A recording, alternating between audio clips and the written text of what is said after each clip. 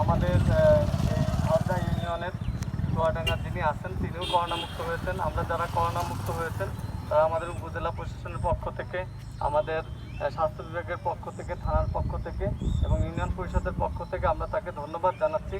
তিনি আমাদের কথা মতো স্বাস্থ্যবিধি মেনে চলেছিলেন এবং তিনি আজ সুস্থ হয়েছেন। আর একজন করোনা রোগী রয়েছে আমাদের সদরের কোদনটায়, তিনিও প্রথম রেজাল্ট নেগেটিভ এসেছে এবং আরেকটা রেজাল্ট নেওয়ার জন্য আমরা খুলনায় নমুনা পাঠিয়েছি এবং আমরা আশা করছি এটাও দ্রুত নেগেটিভ আসবে এবং সামনে যাতে করোনা রোগী আমাদের এই উপজেলায় বৃদ্ধি না পায় সেজন্য আমাদের জেলা প্রশাসক স্যার বেশ কিছু নির্দেশনা দিয়েছেন।